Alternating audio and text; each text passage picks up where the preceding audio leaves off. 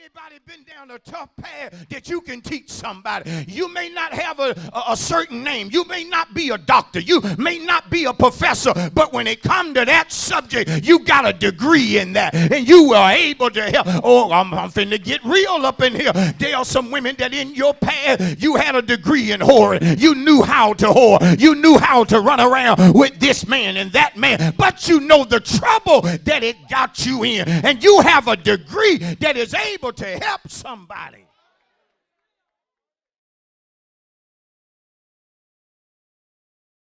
Second Kings, the 4th chapter. And let's look at verse number 8. Let's look at verse number 8. Now it happened one day that Elisha went to Shunem, where there was a notable woman. King James calls her a great woman. And she persuaded him to eat some food. So it was as often as he passed by, he would turn in there to eat some food. And she said to her husband, notice this great woman. She said, baby, I'm paraphrasing, honey boo.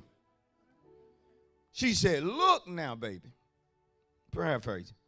I know that this is a holy man of God who passes by us regularly. Let us make a small upper room on the wall for him. And it happened that as time went on, she was so good to Elijah that Elijah wanted to be good to her. I'm trying to bring you up to date. So he asked his servant, he asked the woman, he said, what can I do for you? And so Elisha says to her, about this time next year, you're gonna have a son, woman. Something good gonna happen to you, because you've been good to me, and so God ain't gonna never let you be good to me and he not turn around and be good to you. See, that's what you got to know about a bona fide prophet. You ain't going to be good to a bona fide prophet and God not look at you and say, hey, because you took care of my prophet, I'm going to take care of you. Tell your neighbor to say, that's just the way God is right there now. Yeah. And so notice when you drop down to verse number 18, the Bible says that the child grew. It happened one day that he went out to his father, to the reapers. He said to his father, my head, my head. So he said, the father said to his servant, carry him to his mother, just like a man, just like some men. I mean, the boy out there sick, about to faint and going on, and the man won't even stop working. Just say, go take him to his mom. And so she departed and went to the man of God at Mount Carmel. Now, as Elisha sees her coming, he asks his servant, go see what she wants. Look like she's going real fast. And just make sure everything's all right. Ask is all right with her. Ask is all right with her husband. Ask is all right with the boy. And when his servant asked her that, this is her response. She said, all is well. So tell your neighbor, based upon all of that, the subject this morning, a distinguished woman. This morning, we basically have two characters in the text that I want to deal with. A notable or distinguished woman and a notable or distinguished prophet. Now, when you deal with the word notable, again, the King James Version of the Bible uses the word great. She was the type of person, no doubt, that when you met her, you went away knowing that you was in the presence of a lady. And I want to say to you that every woman is not a lady. Woo, I should have got some amens in here. I said every woman is not a lady. But a lady is a woman who handles herself in a way that is first class. A woman that if she is married, she knows how to talk to a man. A woman who understands how to respect authority and how to respect her husband at home as well as in public. If she is a woman, she is a woman who knows how to take care and nurture the children that she birthed. See, the reason I'm not getting many amens is because, in my opinion, we live in a time where we are in need of some more distinguished women. Oh, Lord, have mercy. I said we are in need of women who know how to handle themselves.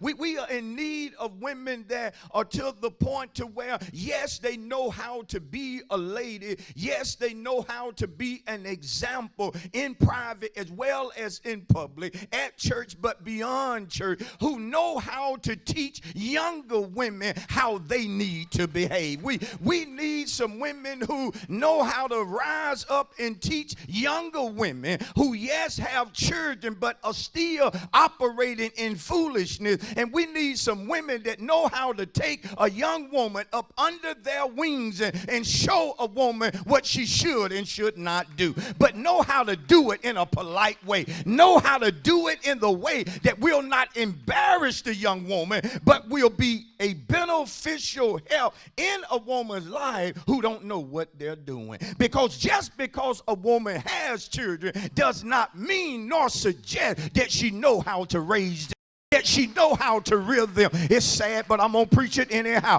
We have women in our day and time that, yes, they have children, but they are more silly than the children that they have. And they are in need of some good teaching. And there are some things that a man cannot teach a woman. You need another woman to teach a woman. Oh, Lord, I should be getting some amen from some women that recognize you're bona fide, recognize you're legit, and you can help some women out.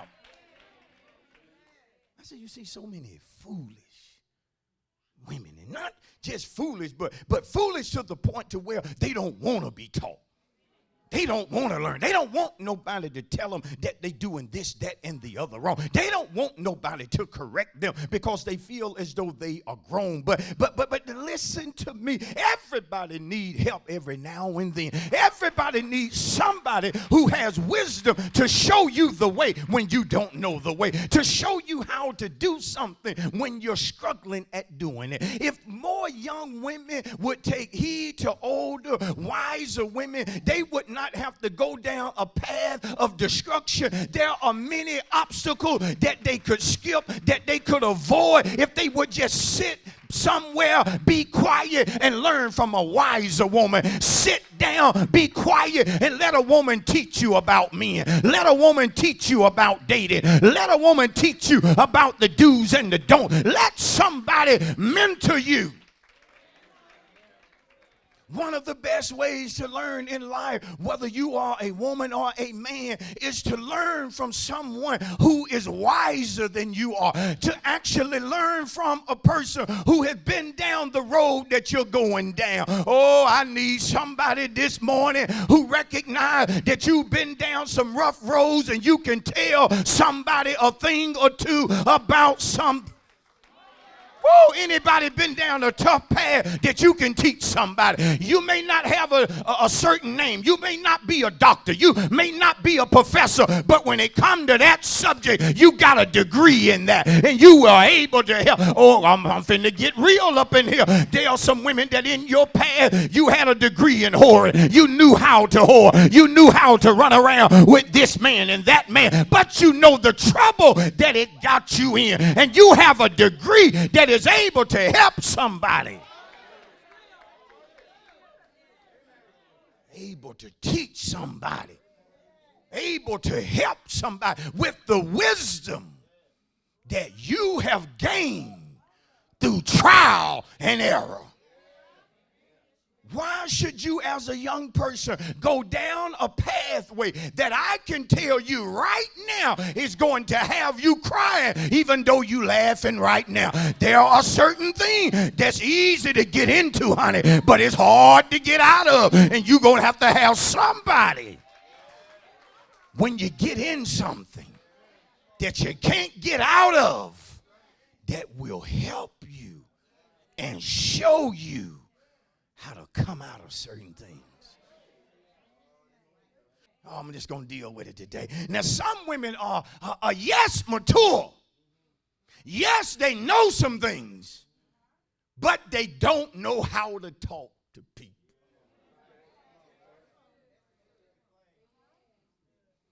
I mean, know some folk. Yeah, you can admit, yeah, she know a whole lot, but it's her stank attitude when she telling you. to do this, and this. See, oh God, see, one of the problems we have in the church is that when older women go to tell younger women to do things, the older woman tells the young woman as if she forget that she used to be a sinner. If she forget where she come from, she may be a little too hard on a person. Oh God, y'all should have got some more amen. You know, sometimes in the church we have a tendency to forget where we come from. See, we need women that sees, that's been married a while, that can give a young wife some advice when she about to nut up. You need a good woman to say, girl, come here, come to the side, and let's talk about men. Let's say some things about men that we might not be able to say to the man because it might just bruise his ego. But honey child, come here and let mama school you just a little bit. And can give you some advice that you will go back to your house and start putting things in order, but doing it the right way. Knowing when to say something and when to just, oh God. See, some would talk too much. When you're a wise person, you have to learn when to talk. Every time is not a time to say what's on your mind. Every time is not a time where you got to give your 2 cents. Hell, we don't need your opinion. Sometimes you just got to know when to listen. You just got to know when a conversation is taking place. You need to give ear to what is being said.